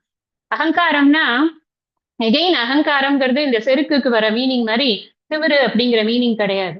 அகம் கர்த்தா இது அகங்காரம்னு தத்துவபோதத்துல அகங்காரத்துக்கான விளக்கம் இருக்கு. இது சம்ஸ்கிருத சொல், இது தமிழ் சொல் அல்ல. இதனுடைய தமிழ் சொல் நம்ம பார்க்கணும் அப்படின்னு சொன்னா அதே மயக்கம் தான் வரும். காமம், வெகுளி, மயக்கம். இந்த மயக்கம் அப்படிங்கிறது இருக்கு இல்லையா, அதுதான் இந்த அகங்காரத்தினாலதான் இது ஏற்படுகிறது. இந்த அகங்காரம் கொஞ்சம் அகங்காரம்னா நான் நினைக்கிறோமே அந்த நான்கிறது கொஞ்சம் தடிச்சு போச்சுன்னு வச்சுக்கோங்களேன். நல்லா தடிச்ச உடனே அது மமகாரமா மாறிடுது. இந்த அகங்காரமும் மமகாரத்தையும் என்னைக்கு நாம விடுறோமோ அகந்தை மமதை இகந்ததினால் ஈசனும் ஞானியும் ஒப்பாவர் அப்படின்னு சொன்னார்னு நான் சென்ற வகுப்புல எல்லாம் சொல்லியிருக்கேன் உங்களுக்கு. எதனால ஈசனும் ஞானியும் ஒப்பாவர்? இதை விடு, அப்பதான் நீ ஈசனுக்கு ஈக்குவலா ஆக முடியும். எப்ப நம்ம அந்த சாமியம் எப்ப சொல்றோம் அப்படின்னா இங்க இருக்கிற குறைகளை விட்டாத்தான் நிறையோட நிறையா ஒன்று கலக்க முடியும். இல்லைன்னு சொன்னா நான் குறையோடையே போய் எப்படி நான் கலக்க முடியும்? இந்த திருச்செங்கு சொர்க்கம் மாதிரி ஆயிப்போடும். பண்ண முடியாது. அது நாட் பாசிபிள் அப்படின்னு ப்ரூவ் ஆயிருக்கு இல்லையா? அதனால நமக்கு புரியணும், அகங்காரம் மமகாரம் இது ரெண்டுமே நமக்கு இருக்கக்கூடாது. இதை நாம புரிஞ்சுக்கணுங்கிறதுக்காக சுவாமி நமக்கு என்ன பண்றாருன்னா டெய்லி ஒரு டோஸ் ஆஃப் நில் அகங்கார பீரியட்னு ஒண்ணு கொடுக்குறாரு. அது என்ன நில் அகங்கார பீரியட் அப்படின்னா தூக்கம். எல்லாரும் தூங்குறோம். தூங்கறச்சே நமக்கு ஏதாவது தெரியுமா? நான் யாருன்னு தெரியுமா? எங்க படுத்துட்டு இருக்கேன்னு தெரியுமா? என்ன வச்சுட்டு இருக்கேன் கையிலன்னு தெரியுமா? எத்தனை பவுன் நகை போட்டு இருக்கேன்னு தெரியுமா? இல்ல துணி போட்டு இருக்கேனாவது தெரியுமா? ஒண்ணுமே தெரியாது. தீங்கும் நன்மையும் ஆண் பெண் முறைமையும் தெரியாத அமளிசை பொழுதே போல் அப்படின்னு கைவல்ய நவநீதக்காரர் ரொம்ப அழகா எழுதுறார். இந்த தூங்கும் சுகமது பிரம்ம சுகம் என சுருதி பொருள் துயில்வோர்கள் அப்படின்னு ஆரம்பிப்பாரு. அதாவது என்னன்னா பிரம்ம சுகமா, இது பிரம்மானந்த சுகமா. பிரம்மன்னா இந்த இடத்துல பெரிய சுகம், மிகப்பெரிய சுகம் எதுன்னா தூக்கம். ஏன்னா அந்த இடத்துல நமக்கு அகங்காரம்ங்கிறதே கிடையாது. No identification absolutely. அப்ப அதைத்தான் அவர் சொல்றார், தீங்கும் நன்மையும். அப்ப அமளினா படுக்கைன்னு அர்த்தம். இந்த படுக்கை நல்ல படுக்கையா, தீங்கு உள்ள படுக்கையா, இதுல ஏதாவது பிரச்சனை இருக்கா இல்லையா, இது பக்கத்துல ஏதாவது பாம்பு வருமா தேள் வருமா ஒன்னும் தெரியாது. ஆண் பெண் முறைமையும் தெரியாது. நான் ஆணா பெண்ணா தெரியாது. நான் ஆணும் பெண்ணும் இல்லாத மூன்றாம் பாலியமா தெரியாது. எனக்கு எதுவுமே தெரியாது. நான் தூங்குற போது நான் யாருன்னு எனக்கு என்ன கண்டேன்? நான் எப்ப முழிச்சுக்கிறேனோ அப்ப வந்துடுறது எல்லாம் நான் இன்னாரோட பொண்ணு, இன்னாரோட மனைவி, இந்த வீட்டுல இருக்கேன், எனக்கு இவ்வளவு பசங்க, அந்த பசங்கள்லாம் இதெல்லாம் பண்றது எல்லாம் வந்துடுது வரிசையா விடுபடுன்னு அகங்காரம். அந்த அகங்காரம்ங்கிறது எப்ப ஆரம்பிக்கிறது அப்படின்னா முழிக்கிறச்சேதான். தூங்கறச்சே ஏதாவது இருக்கா? இல்ல நான் அதெல்லாம் நினைச்சுட்டேதான் தூங்குவேன், எனக்குன்னா அதெல்லாம் மறக்கவே மறக்காது அப்படின்னா தூங்கலன்னு அர்த்தம். அப்ப வேற ஒண்ணும் தூங்கறச்சே டீப் ஸ்லீப்ல ஒன்னும் கிடையாது. அதைத்தான் பகவான் காமிக்கிறார். இந்த யான் நீ நம்ம கேட்டுருவோமே, நம்ம உடனே போய் முதல் வேலையா இதுதான் கேட்போம், அது எப்படி நம்மளால இல்லாம இருக்க முடியும் அப்படின்னு. அப்ப பகவான் சொல்லுவார், உனக்கு தான் தூக்கத்தை கொடுத்துருக்கேன்ல, தூங்கி பாரு தெரியும் உனக்கே அப்படின்னு. இந்த தூக்கம்ங்கிற ஒரு விஷயத்தை வைத்துக்கொண்டு நாம இதை நன்றாகவே புரிந்து கொள்ள முடியும். இப்ப யான் அப்படிங்கிறது அகப்பற்று, எனது அப்படிங்கிறது புறப்பற்று. எனக்கு நான் அப்படின்னு நான் நினைக்கிறேன் இல்லையா, என்னோட உடம்பு என்னோட மனசு அப்படின்னு நான் நினைக்கிறேன் இல்லையா, இதெல்லாம் எனக்கு என்னிடம் இருக்கக்கூடிய பற்று. இந்த என்னை சேர்ந்தவர்கள் அப்படின்னு நான் நினைக்கிறேன், என்னை சேர்ந்த பொருட்கள் நினைக்கிறேன் இல்லையா, அதெல்லாம் புறப்பற்று. நான் சம்பாதித்து வைத்த விஷயங்கள் என்னை சேர்ந்து அடைந்தவை, இதெல்லாம் புறப்பற்றுக்கான காரணங்களாக இருக்கு. இதுல இருக்கிற செருக்கு என்னது? இவையெல்லாம் என்னுடையவை என்று நினைக்கிறேனே, அந்த அறியாமைதான் செருக்கு. இதெல்லாம் அசத்து, இதெல்லாம் சத்தியம் இல்லை அப்படின்னு எனக்கு புரியணும். இத கைவல்ய நவநீதம் அழகாக சொல்லும் இன்னொரு பாட்டு. அசத்தில் எம்மட்டுண்டு அம்மட்டும் பராமுகமாகினால் அம்மட்டும் நிசத்தில் உள்விழி பார்வையாம் இப்படி நிரந்தர பழக்கத்தால் வசத்தில் உன்மனம் நின்று சின்மாத்திர வடிவமாகிடில் மைந்தா கசத்த தேகத்தில் இருக்கினோ ஆனந்த கடல் வடிவு ஆவாயே. இந்த பாட்டெல்லாம் வந்து எப்படி இத நீ நம்ம ஃபுல்லா புரிஞ்சுட்டோம்னு வச்சுக்கோங்களேன். இது என்ன, இந்த இந்த உலகம்ங்கிறது ஒரு மாய தோற்றம் தானே, இதுல என்ன இருக்கு பெருசா அத சந்தோஷப்படுறதுக்கு இதுல என்ன இருக்கு, ஒண்ணும் கிடையாது. ஆனா இதுல துக்கப்படுறதுக்கும் ஒண்ணும் இல்ல. சந்தோஷப்படலைங்கிறதுனால நான் துக்கப்படுறேன்னு நினைச்சுக்க கூடாது. நான் சந்தோஷப்படுறது அப்படின்னா இதனால சந்தோஷம் வர்றதுக்கு ஒண்ணும் இல்லையே, இது அசத்து தானே. எந்த அளவுக்கு உனக்கு அசத்துதான் இது அப்படிங்கிறது உனக்கு அறிவுக்கு எட்டுறதோ, அது எந்த அளவுக்கு நீ பராமுகமா இருக்கிறாயோ, அதை கொஞ்சம் கூட லட்சியமே பண்ணாமல் அது பாட்டுக்கு இருக்கிறது இருக்கட்டும், நான் பாட்டுக்கு இருக்கேன்னு நீ இருக்கிறாயோ, அதனால் ஈர்க்கப்படாமல் இருக்கிறாயோ, அந்த அளவுக்கு நீ என்ன ஆக தெரியுமா, உன்னோட மனசுக்குள்ள உன்னோட அகவிழி பார்வை வந்து உனக்கு உள்ளுக்குள்ள போகும். உன்னை பற்றிய எண்ணம் உனக்கு அதிகமாகும். நிஜத்தில் உள்விழி பார்வையாம். நிஜம்ங்கிறது என்ன, எது சத்தியமாக இருக்கிறதோ, இது அசத்தியம், இது மித்யா, இது வேண்டாம், சத்தியம் எது, அதுல நான் அதிகமா கான்சென்ட்ரேட் பண்றேன், அதை பத்தி நான் அதிகமா சிந்தனை பண்றேன். இப்படி நிரந்தர பழக்கமானால் ஒரு நாள் பண்ணா பத்தாது, ஒரு கிளாஸ் பண்ணா பத்தாது. இதத்தான் ஆயுள் காலமும் வேலை, காலையில் இருந்து இரவு வரை அதுபோல் வாழ்நாள் முழுதும். நான் மறக்க முடியாத வார்த்தைகள் குருநாதருடைய வார்த்தைகள். உங்களுக்கு உங்களுக்கு சொல்லி சொல்லி உங்களுக்கும் இது மறக்க முடியாத வார்த்தைகள் ஆயிடும். ஏன்னா இது மாதிரியாக புரியும்படி சொல்வதற்கு யாரும் கிடையாது. நீங்க டெய்லி பண்ணுங்க அப்படின்னு சொல்றதை விட இப்படி சொல்லும் பொழுது இன்னும் உறுதி வருது இல்லையா, அப்படித்தான் இருக்கணும். ஒவ்வொரு செகண்டும் இதுக்குத்தான் டைம், வேற எதுக்கும் டைம் கிடையாது. வேற எதுக்கான டைமா இருந்தாலும் அது இப்ப கிடையாது, அவ்வளவுதான். ஏன்னா நான் இப்போ இந்த ஃபேஸ்ல இருக்கேன் அப்படிங்கிறது. நீங்க இதெல்லாத்தையுமே ஒரு துறவிக்கு அப்ளை பண்ணி பார்த்தீங்கன்னா தெரியும், துறவுங்கிறது எவ்வளவு உயர்ந்த விஷயம் அப்படின்னு. அப்படி இருந்தது அப்படின்னா அதுல இந்த பாடல் வந்து எவ்வளவு அழகா நமக்கு சொல்றது அப்படின்னு சொன்னா, இத வந்து சின்மாத்திர வடிவமாக நீ ஆகிற. அப்ப உன் மனசு என்ன ஆகுது, எப்ப பார்த்தாலும் அந்த சச்சிதானந்தத்தையே நினைத்து கொண்டிருக்கிறது. அந்த சித் ஸ்வரூபமாகவே உன் அறிவு ஸ்வரூபமாக நீ ஆகிற. அந்த அறிவிலேயே நீ திளைத்து இருக்கிறாய். அப்படி இருந்தனா நீ இந்த இந்த தேகம் வந்து ஒரு கசத்த தேகம்ப்பா. இதனால இது வந்து சுகம் தரக்கூடியது அல்ல. இதுல அங்கங்க மூட்டு இருக்கிற இடத்துல எல்லாம் வலிதான் இருக்கும். அப்படி இருந்தாலும் கசத்த தேகத்தில் இருந்தாலும் நான் இதுக்குள்ள தேகியா உட்கார்ந்துருக்கேன். இது க்ஷேத்திரன், இது க்ஷேத்திரஜனா உட்கார்ந்துருக்கேன். நான் வந்து ஜீவனா இருந்தாலும் சரி, அந்த கூட்டஸ்தனா இருக்கேன், ஜீவனா இருக்கேன், பலவிதமாக என்னை பற்றி சாஸ்திரம் சொல்லிக் கொண்டிருக்கு. நீ எப்படி வேணா இருந்துட்டு போ, ஆனா ஆனந்த கடல் வடிவு ஆவாயே. நீ எப்பொழுதும் ஆனந்த கடல் வடிவாகத்தான் நீ இருக்கிற. ஆபூரியமான அச்சல பிரதிஷ்டம் சமுத்திரமாக பிரவிசந்தி எத்வது தத்வத் காமாயம் பிரவிசந்தி எத்வத் அப்படின்னு இல்லையா. காமின்னு முடிப்பார். எப்ப ஆசைகள் இல்லையோ, ஆசைகளை எல்லாம் அவன் கடக்கிறானோ, அப்ப அவன்கிட்ட ஆசைகள் எல்லாம் ஓடி வருது. ஒவ்வொரு விஷயம் ஆசைக்கக்கூடிய விஷயங்கள் எல்லாம் அவனை தேடி வருகிறது அப்படின்பார். ஆனந்த கடலா இருக்கான். எதுவுமே இது வந்துதான் எனக்கு ஆனந்தம் அடையணும் அப்படிங்கிறது அவசியமே கிடையாது. இதுக்கு ஈக்குவல் இது கீத ஸ்லோகம், நாசத்தோ வித்யதே பாவோ நா பாவோ வித்யதே சதக. எது வந்து அசத்தோ, அது எது இருப்பு இன்மையோ அதற்கு இருப்பு கிடையாது, எது இன்மையோ அதற்கு இருப்பு கிடையாது, எது இருப்போ அதுக்கு இன்மை கிடையாது அப்படின்னு ரொம்ப அழகா அந்த இடத்துல 2வது அத்தியாயம் 16வது ஸ்லோகத்துல பகவான் சொல்ற. சோ இது எல்லாத்தையும் எடுத்து கூட்டி பொருத்தி பார்த்துட்டோம் அப்படின்னு சொன்னா, நான் இந்த அகப்பற்றையும் புறப்பற்றையும் அறியாமையின் காரணமாக எனக்கு ஏற்பட்டிருக்கிறது அப்படிங்கிறத புரிந்து கொண்டு அதை நீக்க முற்பட்டேன் அப்படின்னு சொன்னா, அப்பத்தான் எனக்கு வீடு பேரு கிடைக்கும். நான் ஏதாவது ஒரு பஜன் பண்ணிட்டு எனக்கு வீடு பேரு கிடைக்குமான்னா கிடைக்காது. நான் ஏதாவது ஒரு பாத யாத்திரை போயிட்டு எனக்கு வீடு பேரு கிடைக்குமானா கிடைக்காது. அறியாமை நீங்கினால் மட்டும்தான் எனக்கு வீடு பேரு கிடைக்கும். அது எப்படி செருக்க அறுக்க முடியும், அது மித்ததெல்லாம் வந்து ப்ராசஸ்க்கு ஹெல்ப் பண்ணக்கூடிய விஷயங்கள். ஒரு பாத யாத்திரை போறோம்னு வச்சுக்கோங்களேன், அது நிச்சயமாக ஹெல்ப் பண்ணும். எப்படி அப்படின்னா, எனக்கு இந்த உடல் மீது இருக்கிற பற்றும் இந்த உள்ளத்தின் மீது இருக்கிற பற்றும் குறைவதற்கு ஹெல்ப் பண்ணும். ஆனா இந்த உடலும் உள்ளமும் உண்மையல்ல அப்படிங்கறத எனக்கு சாஸ்திரம் தான் சொல்லும். நான் சாஸ்திரத்தை படிச்சால்தான் எனக்கு இந்த அறியாமை போகும். அறிவுதான் அறியாமையை போக்க முடியும். அன்றைய வேற எந்த காரணத்தினாலும் அறியாமை என்பது போகவே போகாது. அதனால இது போயிடுக்கு அப்படின்னா சுவாமிஜி ரொம்ப அழகா சொல்லுவார். என்ன மாதிரி ஆயிடும் அப்படின்னா, அமைதியை விரும்பாத அமைதி கிடைக்கும். அமைதியை நீங்க இது ரொம்ப சூக்ஷ்மமான ஒரு சென்டென்ஸ். இது நல்லா யோசனை பண்ணி பாருங்க. அமைதியை விரும்பாத அமைதி கிடைக்கும் அப்படின்னா என்ன அர்த்தம் அப்படின்னா, என்ன அர்த்தம்னா, அமைதி உன்னுடைய ஸ்வரூபமாய். எனக்கு அமைதி வேணும்னு நான் நினைச்சேன்னா அது எங்க அமைதி வரும்? மனசுக்கு. வந்ததுன்னா அது போயிடும். எது ஒண்ணு வந்ததோ அது போயிடும். கொஞ்சம் அது வந்து கொஞ்ச நேரம் தான் இருக்கும். அப்போ வந்து போற விஷயம் எனக்கு வேண்டாம். அமைதிதான் நான் அப்படிங்கிறது எனக்கு புரியும். அப்பதான் எனக்கு அந்த வீடு பேரு அப்படிங்கிறது என்ன வீடு பேருங்கிறது அதுதான். அந்த அமைதி அப்படிங்கிறத அமைதியான ஆனந்தம்னு சொல்றாரு இல்லையா? முக்தி நிலை அப்படிங்கிறது.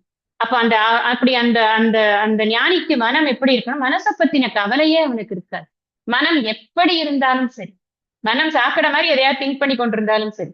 மனம் ரொம்ப உயர்ந்த விஷயத்தை திங்க் பண்ணி கொண்டிருந்தாலும் சரி. சில சமயங்கள்ல இப்படியும் போகும், அப்படியும் போகும்.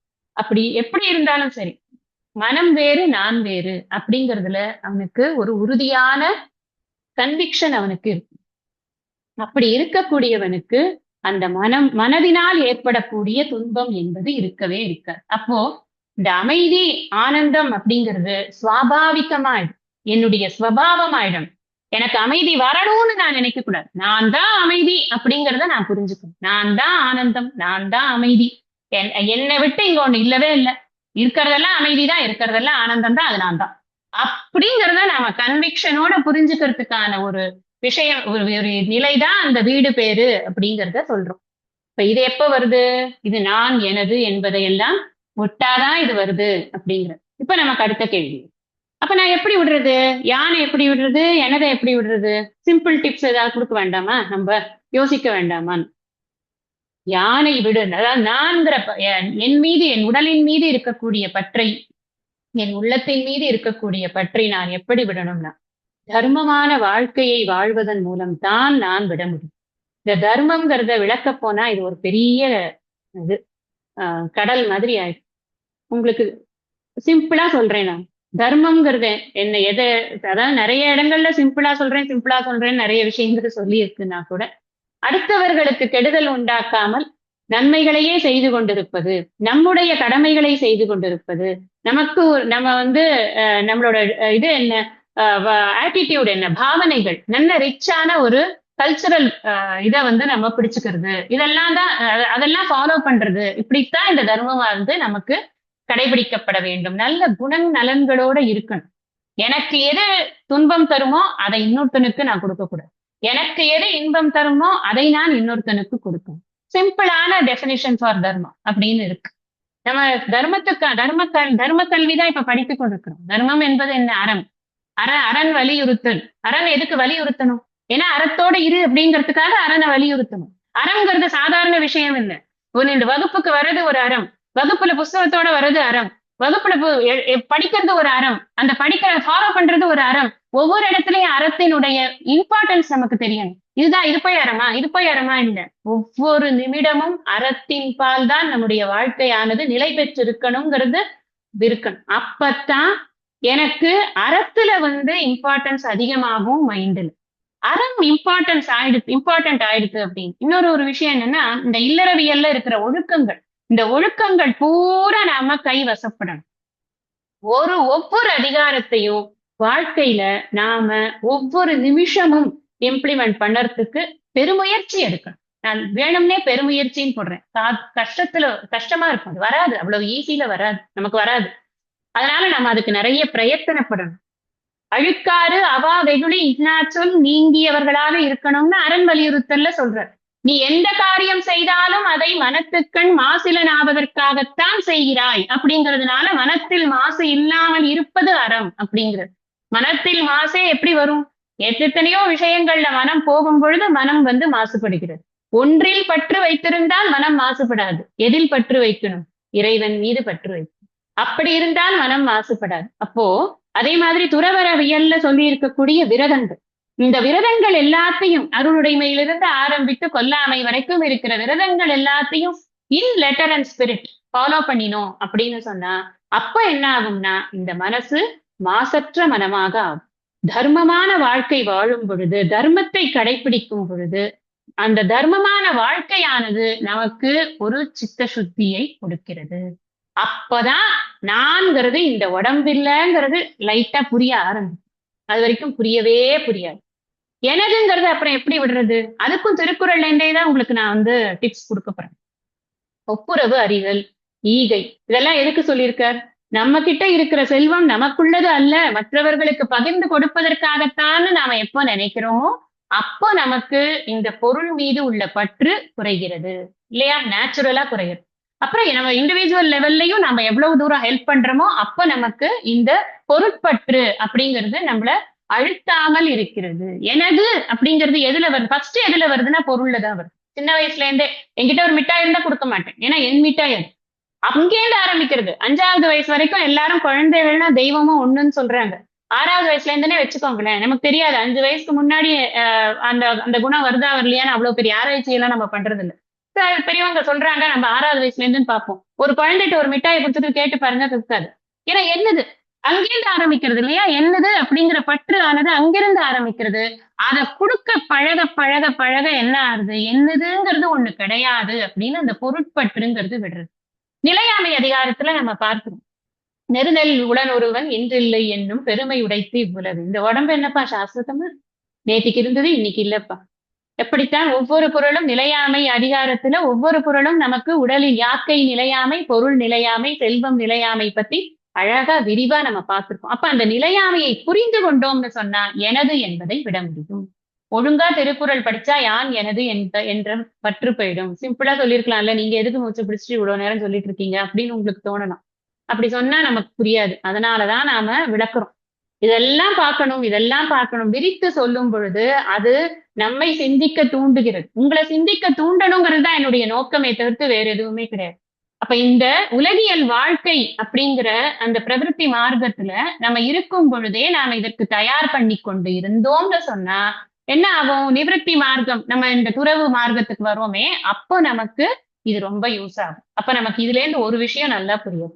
இந்த நம்ம உலகியல் வாழ்க்கையாக இருந்தாலும் சரி, அதிலிருந்து விலகி நாம துறவு வாழ்க்கையில ஈடுபடுறோமா இருந்தாலும் சரி, தர்மம் என்பது அடிப்படை அப்படிங்கிறது புரியுது இல்லையா? தர்மம்ங்கிறத நாம கரெக்டா கடைபிடிக்காமல், தர்மம் ரொம்ப வாஸ்ட் சப்ஜெக்ட். மேலோட்டமாக அந்த தர்மத்தை புரிஞ்சுக்காதீங்க. நிறைய உட்கார்ந்து சிந்திக்கணும். ஒரு ஒரு செயலையும் தர்மம்ங்கிற ஸ்கேல்ல போட்டு பாருங்க. நம்ம பேசுற வார்த்தைகள்ல இருந்து, எண்ணங்கள்ல இருந்து, செயல்கள்ல இருந்து எல்லா விஷயங்களையும் தர்மம்ங்கிற ஸ்கேல்ல போட்டு பாருங்க. அது தர்மமா இல்லையா அவங்களுக்கு தெரியும். தன்னெஞ்சறிவது பொய்யற்க. நிறைய சாஸ்திரம் படிக்கிறோம், இவ்வளவு தூரம் படிச்சிருக்கோம், நமக்கு புரியாமலாம் இருக்கிறதுக்கு வாய்ப்பே கிடையாது. நிச்சயமாக புரியும். அதை நாமளே கண்டுபிடிச்சு இது இந்த இடத்துல நமக்கு கரெக்ஷன் வேணும் அப்படின்னு பண்ணிக்கொண்டே வந்தோம் அப்படின்னு சொன்னா என்ன பிரயோஜனம் அப்படின்னு உங்களுக்கு தோணும். நான் எதுக்காக என்ன அவ்வளவு செதுக்கிக்கணும், நான் அவ்வளவு கஷ்டப்பட்டுக்கணும் அப்படின்னா, வானோர்க்கும் உயர்ந்த உலகம் புகும் அப்படின்னு எப்ப சொல்றார்? இத விட்டாதான் தர்மமான முறையில் நாம் நம் வாழ்க்கையை வாழ்ந்து, தர்மமான முறையில் நாம் இந்த உடல் அல்ல அப்படிங்கிறத புரிந்து கொண்டு, இந்த மனம் நான் அல்ல அப்படிங்கிறத புரிந்து கொண்டு, உடைமை பொருட்கள் எதுவும் என்னுடையது அல்ல அப்படிங்கிறத புரிந்து கொண்டு, அப்போதான் சித்த சுத்தி அடைகிறோம். இந்த நடுவுல எத்தனை ப்ராசஸ உள்ளுக்குள்ள வச்சிருக்காருன்னு நீங்க பாருங்க. அப்ப சித்த சுத்தி அடைஞ்சா மட்டும் ஞானம் வந்துருதா? கிடையாது இல்ல. சித்த சுத்திக்கு அப்புறம் என்ன பண்றோம்? குரு உபசதனம். குரு கிட்ட போய் முறையாக உட்கார்ந்து பொறுமையாக சித்த சுத்தி எதுக்கு வேணும்னா படிக்கிறதுக்கு தான். நான் எல்லாத்தையும் மண்டை ஃபுல்லா வச்சிருக்கேன் நிறைய. நீங்க சும்மா சொல்லுங்க, நானும் அதே மாதிரி கேட்டுட்டே இருக்கேன். சும்மா நான் இருக்குது நல்லா இருக்கு, பேசுறது நல்லா இருக்கு, கேட்கறதுக்கு நல்லா இன்ட்ரெஸ்டிங்கா இருக்கு, நல்ல தமிழ்லாம் நல்லா இருக்கு, சும்மா கேட்டுக்கிறேன் நான். அப்படி கேட்கறதுக்கு குருட்ட போவே வேண்டாம், பேசாம உட்காந்துருக்கலாம் வீட்டுல. எப்ப குருட்ட போறது எதுக்காக? என் மனசு குரு கிட்ட கொடுத்துடணும், கம்ப்ளீட்டா கொடுத்துடணும், ஒப்படைச்சிடணும். இதுல நீங்க கொட்டுங்க எல்லாத்தையும். நான் அதுக்கப்புறம் போய் உட்கார்ந்து மறுபடியும் நான் இதை கேட்டு கேட்டு கேட்டு கேட்டு மறுபடியும் நான் ரிகலெக்ட் பண்ணி பண்ணி பண்ணி நான் என்ன செதுக்கிக்கிறேன். அதுக்குத்தான் குரு உபசதனம். அதுக்கு சித்த சுத்தி வேணும். அந்த சித்த சுத்திக்கு தர்மமான அனுஷ்டானங்கள் வேணும். அப்படி வரும் பொழுதுதான் நம்ம மனசு என்ன ஆகுது? சாஸ்திரத்தை கேட்டு புரிஞ்சுக்கிறதுக்கு, சிந்தனை பண்றதுக்கு, அனலைஸ் பண்றதுக்கு அது தயாரா. யோக்கியதா, ஞான யோக்கியதா வேணும். ஞானத்தை பற்றி அறிந்து கொள்வதற்கான ஒரு ஒரு எலிஜிபிலிட்டி எனக்கு எப்ப வருது அப்படின்னா, இந்த தர்மம் தான் எனக்கு அதை கொடுக்கு. அதைத்தான் பகவான் சொல்றாரு. அது ஒண்ணும் அவ்வளவு ஈஸி இல்லப்பா. 7வது அத்தியாயம் இப்ப படிக்க போறோம். பகூனாம் ஜென்மனாம் அந்தே ஞானவான் மாம் பிரபத்தியதே வாசுதேவ சர்வமிதி ச மகாத்மா சுதுர்லபக. Very profound statement of Bhagavan. நம்ம யாரும் சொல்லல, பகவானே சொல்றாரு. அப்பா, ஒரு ஜென்மால கிடைக்காது. பகூனாம்னா எண்ணற்ற எண்ணற்ற ஜென்மாக்கள். பகூனாம் ஜென்மனாம் அந்தே, ஜென்மங்களுக்கு பிறகு. பகூனாம் ஜென்ம ஆரம்பேன்னு சொல்லல, ஆரம்பத்திலேயே வந்துரும் சொல்லல, அந்தேங்கிறார். எல்லா நிறைய ஜென்மங்களை அவன் கடந்து வந்ததுக்கு பிறகு அவன் ஞானவானாவதும் அப்பொழுதுக்கு அதுக்கப்புறம் அவன் என்னை பிரபத்தியதே, என்னை நமஸ்காரம் பண்றான். எப்படி என்ன நமஸ்காரம் பண்றான்னா, நான் தூய உணர்வுங்கிறத புரிந்து கொண்டு என்னுடைய என் உண்மையான தன்மையை புரிந்து கொண்டு மாம் பிரபத்தியதே. அதுக்கப்புறம் என்ன புரிஞ்சுக்கிறான் தெரியுமா அவன்? வாசுதேவ சர்வமிதி, இங்க இருக்கக்கூடிய அனைத்தும் இந்த வாசுதேவன் தான் அப்படிங்கிறத புரிஞ்சுக்கிறான். நான் இந்த உருவத்துல இருக்கிறவன் மட்டும்தான் வாசுதேவன் அல்ல, இங்க அனைத்துமே வாசுதேவன் தான் அப்படிங்கறத அவன் அதுக்கப்புறமா புரிஞ்சுக்கிறான் அப்படின்னு சொல்ற. அப்போ என்ன நமக்கு இதுல கேட்ச் பாயிண்ட் என்ன அப்படின்னா, இதெல்லாம் அனைத்தும் வாசுதேவன் புரிஞ்சுக்கிறது தான் அவனுடைய விஞ்ஞானம். ஞான விஞ்ஞானம் படிச்சோம், நம்ம படிக்க போறோம். ஞான விஞ்ஞான யோகம் தான் படிக்க போறோம். ஞானம்ங்கிறது தன்னை உணர்வது, விஞ்ஞானம் என்பது அனைத்தும் தான் என்பதை உணர்வது. பிரம்மம்னா என்னன்னு தெரிஞ்சுக்கிறது ஞானம், அனைத்தும் பிரம்மம் தான் தெரிஞ்சுக்கிறது விஞ்ஞானம். நம்ம முன்னாடியே இதை பத்தி சொல்லியிருக்கேன் நான். அப்ப இதை தெரிஞ்சுக்க, இதுதான் அல்டிமேட். அப்பதானே அவன் ஹாப்பியா இருக்க முடியும், அப்பதானே அவனுக்கு குறைவே இருக்காது, நிறைவே நான் அப்பதானே புரிஞ்சுப்பான். அது சுதுர்லபகன்ட்டார். கடைசி வார்த்தை ரொம்ப முக்கியம். அது ரொம்ப அவ்வளவு ஈஸி இல்லப்பா, நீ போய் நினைச்சிடாத நம்ம உடனே வந்துருமாக்கும் அப்படின்னு. ரொம்ப கஷ்டம், கஷ்டத்தையும் பரம கஷ்டம். அப்போ இது கஷ்டம்னு சொல்லும் பொழுது சரி நம்மளுக்கு இல்லப்பா இது அப்படின்னு ஆயிடக்கூடாது. அப்ப அந்த கஷ்டம்னா நம்ம அதுக்கு எவ்வளவு எஃபர்ட்ஸ் போடணும்னு பார்க்கணும். அதுக்குதான் பகவான் அந்த கஷ்டம்ங்கிறத சொல்றாரு. பகவான் கஷ்டம்னு சொல்றாரு, டிஸ்கரேஜ் பண்றாருன்னு நினைக்க கூடாது. ஸ்ரத்தாவான் லபதே ஞானம் அப்படின்னாரு, அஸ்ரத்ததானா அப்படின்னாரு. அடுத்தது, நீ ஸ்ரத்தையோட இருந்ததுன்னா உனக்கு ஞானம் கிடைக்கும், ஸ்ரத்தை இல்லைன்னா உனக்கு எல்லாம் போயிடும் அப்படிங்கிறார். அப்ப இருக்குன்னா என்ன அர்த்தம்? உனக்கு இது இம்பார்ட்டன்ட் புரிய வைக்கிறது தான் அவரோட நோக்கமே தவிர இது தப்பு அப்படின்னு சொல்றது அவரோட அதை விட இது இம்பார்ட்டன்ட் புரிய வைக்கிறது அவருடைய நோக்கம். அதனால இங்க துர்லபக அப்படின்னு சொல்லும் பொழுது it's difficult but it is not impossible அப்படின்னு புரிஞ்சுக்கணும் நம்ம. இன்னொரு இடத்துல ஆச்சாரியர் சொல்ற, சதகோட்டி ஜென்ம சுகிருதைகி புண்ணியர்வினா லப்யதே, எது ஆத்மானாத்ம விவேகம் ந லப்யதே. ஆத்மா எது அனாத்மா எது என்பதை பகுத்தறிந்து புரிந்து கொள்வது என்பது சதகோடி 100 கோடி ஜென்மங்களுக்கு அப்புறம் கூட புண்ணியம் இல்லைன்னா வராதப்பா அப்படிங்கிறார். இவரும் சொல்றார் கைவல்ய நவநீதக்காரரும், நூத்தன விவேகி உள்ளம் நுழையாது நுழையுமாகில் பூத ஜென்மங்கள் கோடி புனிதனாம் குருடனாமே. இது எல்லாத்தோட சம்மிங் என்ன அப்படின்னா, இது எங்க வேலை நடக்கணும்? மனசுலதான் வேலை.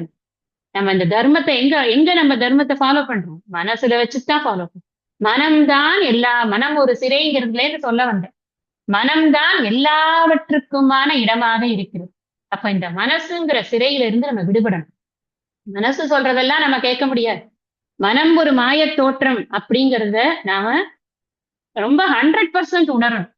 மனசு மாய தோற்றம்ங்கிறதுனால மனசை பொருட்படுத்தவே கூடாது. அப்படி பொருட்படுத்தாம இருந்தால் மட்டும்தான் இந்த மனம் என்பது அமைதி அடையும். இல்லைன்னா அமைதியே அடையாது, இது குதிச்சுட்டே இருக்கும். இந்த மனசை அமைதிப்படுத்துறதுன்னா இன் அதர் வேர்ட்ஸ், அமைதிப்படுத்துறதை விட இந்த வேர்டு நல்லா இருக்கும், பண்படுத்தும். மனசை நல்லா பக்குவப்படுத்தணும், பண்படுத்தணும். அதுக்குத்தான் கர்ம உபாசனா யோகங்கள் எல்லாம் சொல்லப்பட்டிருக்கு. நிறைய பூஜை பண்ணு, நிறைய ஜபம் பண்ணு, நீ கோவிலுக்கு எல்லாம் போ, ஆரம்பத்துல இதெல்லாம் நிறைய பண்ணு, நிறைய சுவாமியை நீ வேண்டு. என்ன வேண்டணும் தெரியாது. நம்ம போய் எப்ப பார்த்தாலும் நமக்கு வீட்டுல இருக்கிற கல்யாணம், குழந்தை, காது குத்து இதைத்தான் வேண்டிட்டு வருவோம். அதெல்லாம் வேண்டாத, எனக்கு என்னை பற்றிய அறிவும் என்னை பற்றிய உண்மை அறிவு எனக்கு வேண்டும், நான் இந்த பிறப்பு இறப்பு சுழலிலிருந்து விடுபட வேண்டும் அப்படிங்கிறத போய் வேண்டிக்கோ அப்படிங்கறதெல்லாம் மனம் பக்குவப்பட நமக்கு தெரிய வரும். அதுக்குத்தான் இந்த கர்மாக்கள், அதுக்குத்தான் இந்த உபாசனைகள், அதுக்குத்தான் இந்த யோகங்கள். இதெல்லாத்தையும் பண்றது என்ன? மனசை பண்படுத்துவதற்காக. பண்பட்ட மனதில் தான் ஞானம் அப்படிங்கிறத நாம விதைக்க முடியும். இந்த ஞானம் ஞானத்தை கொடுத்துட்டோம் அப்படின்னு சொன்னா மனசு என்ன பண்ணும்? பொருட்படுத்தாம இருக்கும். எதையும் பொருட்படுத்தாது. மனதை நாம பொருட்படுத்தவே வேண்டிய அவசியமே இருக்காது. பண்படுத்தப்பட்ட மனம் பொருட்படுத்தப்படாத மனமாக பக்குவம் அடையும் பொழுது மாறும். முதல்ல பண்படுத்தணும், அதுக்கப்புறம் பொருட்படுத்தாம இருக்கணும். பொருட்படுத்தாம இருக்கிறதுனா என்ன? ஒண்ணும் இல்ல, இந்த உலகம் சத்தியம், இந்த உடல் சத்தியம், இப்படின்னு எல்லாம் நினைக்கிறோம் இல்லையா? இந்த நினைப்புகள் நமக்கு இல்லாமல் இருக்கு. அதுதான் மனசை இந்த மாதிரி எல்லாம் எண்ணங்கள்லாம் அந்த மனசுல வராது. இப்படி பக்குவப்பட்டால் அந்த மனசுல இதெல்லாம் சத்தியம் அப்படிங்கிற எண்ணம் நமக்கு வராது. அதுக்கு பேர் தான் விபரீத பாவனை அப்படின்னு பேர். அந்த விபரீத பாவனைங்கிறது நமக்கு மனதிலிருந்து போயிடும். போனாத்தான் இந்த ஞானமானது நிலை பெறும். இப்ப நமக்கு ஒரு பெரிய ஒரு கொஸ்டின் வரும். இப்பல இருந்து நான் எனதுங்கிற சொல்லாவது சொல்லலாமா சொல்லக்கூடாதா? நீங்க அதை சொல்லுங்க முதல்ல. எனக்கு இதே ஒரே கன்ஃபியூஷனா இருக்கு அப்படின்னு. நான் சுவாமிஜி ஒரு ஜோக் சொல்லுவேன். யாரோ ஒரு சாமியார் வந்து இந்த பிரம்மம் இங்க வந்தது, இந்த பிரம்மம் சாப்பிட்டது, இந்த பிரம்மம் தூங்கினது அப்படின்னு நான்கிறத சொல்லக்கூடாதுங்கிறதுக்காக ஏகப்பட்ட இது பண்ணிட்டு இருப்பார். சிரிப்பார் சுவாமிஜி அதை சொல்லிட்டு. இப்படியெல்லாம் ஒண்ணுமே கிடையாது. பிராக்டிக்கலா உலகாயத்தமான விஷயங்களை நம்ம வந்து இது பண்ணும் பொழுது, நம்ம அணுகும் பொழுது இந்த நடைமுறையில நான் எனதுங்கிறதெல்லாம் சொல்லணும். ஆனா நான்கிறத நான் எப்படி புரிஞ்சுட்டு இருக்கேன் அப்படிங்கறதுலதான் விஷயம் இருக்கு. நான்கிறத எப்படி புரிஞ்சுட்டு இருக்கேனோ அப்படித்தான் எனதுங்கிறதும் புரிஞ்சு கொள்ளப்படும். இந்த நான் தான் அடிப்படை. அதனால சுவாமிஜி அதை சொல்ற, நீங்க நான் எனதுங்கிறத சொல்லிக்கோங்க. நான் இந்த கிளாஸ் எடுக்கிறேன், நான் படிக்கிறேன், எல்லாம் ரைட்டு. நான்கிறது யாரு? அது உனக்கு கரெக்டா புரிஞ்சுக்கிட்டா அதுதான் முக்கியம். அதுதான் அந்த விஷயம். நான்கிறத இந்த அகங்காரத்தோட ஐடென்டிஃபை பண்ணிக்கொண்டு, நான்கிறது இந்த உடல், நான்கிறது இந்த பர்சன், நான்கிறது இந்த ஜாதி, நான்கிறது இந்த குலம், நான்கிறது இன்னாருக்கு குழந்தை அப்படின்னா நம்ம ஐடென்டிஃபை பண்ணி இந்த ஐடென்டிபிகேஷன் இருக்குல்ல, எல்லாமே காஸ் ஆஃப் சாரோ தான். எந்த ஐடென்டிபிகேஷனா இருந்தாலும் சரி, அது உயர்ந்ததா இருந்தாலும் சரி, தாழ்ந்ததா, சுப்பீரியாரிட்டி காம்ப்ளெக்ஸோ இன்ஃபீரியாரிட்டி காம்ப்ளெக்ஸோ எப்படி வைத்துக் கொண்டாலும் அது எல்லாமே நம்மை துன்பக்கடலில் ஆழ்த்தக்கூடியதுதான் அப்படின்னு நம்ம புரிஞ்சுக்கணும். அதனாலதான் நான்கிறத தெளிவா புரிஞ்சுக்கணும் அப்படிங்கிறது. அதை தெளிவா புரிஞ்சுக்கச்சே நம்ம என்ன ஆறோம்னா, வானோர்க்கும் உயர்ந்த உலகம். அதுக்கு என்ன ஈக்குவல் அர்த்தம்னா, ஜீவன் முக்தனாக அவன் இருக்கிறான். ஜீவன் முக்த ஜீவந்த முக்தக அப்படின்னு சொல்லுவாங்க. ஜீவன் முக்தக அப்படின்னு சொன்னா என்ன அர்த்தம்னா, இந்த உடலில் இருக்கும் பொழுதே அவன் தன்னை முக்தனாக உணர்ந்து அமைதியான ஆனந்தமாக அவனே இருக்கிறான் அப்படிங்கிறது அர்த்தம். அதுதான் வானோர்க்கும் உயர்ந்த உலகம். ஏதோ ஒரு உயர்ந்த உலகத்துக்கு அவருக்கு அதுக்கு மேல ஒரு சேட்டலைட் இருக்கு, அதுல அனுப்பிடுவாங்க போல இருக்கு. அப்படி கிடையாது, இங்கேயே இருப்பாரு. இதுல கைவல்லியத்துல அவர் அழகா டிஸ்கிரைப் பண்ணுவாங்க. மாதவம் செய்யணும் செய்வார், பூதலம் புறப்பார், ஐயம் புகுந்துண்பார், பாமரர் என காண்பிப்பார், பண்டிதர் திறமை காட்டார், தாமரை இலை தண்ணீர் போல் ஜெகத்துடன் கூடி வாழ்வார், ஊமரும் ஆவார், உள்ளத்து உவகையான் ஜீவன் முக்தர், சென்றது கருதார், நாளை சேர்வது நினையார், கண்முன் நின்றது புசிப்பார், வெயில் நிலவாய்வின் விழுது வீழ்ந்தாலும் பொன்றின சவம் வாழ்ந்தாலும் புதுமையா ஒன்றும் பாரார், நன்று தீது எண்ணார், சாட்சி நடுவாக ஜீவன் முக்தர். இதெல்லாம் வந்து ஜீவன் முக்த லட்சணங்கள் அங்க சொல்லியிருக்கு. இங்க நம்ம சித்தப்பிரஜ்ய லட்சணம் இதுல படிக்கிறோம் இல்லையா, கீதையில, அதே மாதிரி அங்க ஜீவன் முக்த லட்சணம் சொல்லுது. இதெல்லாம் நம்ம எதுக்கு தெரிஞ்சுக்கணும்னா, இப்படி இருப்பாங்கன்னு ஒரு அடையாளம் காமிக்கிறோம். அடுத்தவனை ஜட்ஜ் பண்றதுக்கு இல்ல, அடுத்தவனை ஜட்ஜ் பண்றதுக்கு இல்ல, நம்மளுக்கு நாம எப்படி வானோர்க்கும் உயர்ந்த உலகம் புகுந்தேனா இல்லையா, எனக்கு தெரியணும் இல்லையா, நான் இந்த உடல்ல இருக்கும் பொழுதே அந்த ஜீவன் முக்தி சுகத்தை நான் அனுபவிக்கிறேனா இல்லையா அப்படிங்கிறத எனக்கு நானே தெரிந்து கொள்வதற்காக இந்த இது நம்ம மேற்கொண்டு இருக்கக்கூடிய குரட்பாக்களின் கருத்துக்களை அடுத்த சத் சங்கத்துல படிக்கலாம். இன்னைக்கு இந்த அளவுல நாம சத் சங்கத்தை நிறைவு பண்ணிக்கலாம். நிறைவு பிரார்த்தனை சொல்லுங்க. நமஸ்காரம்.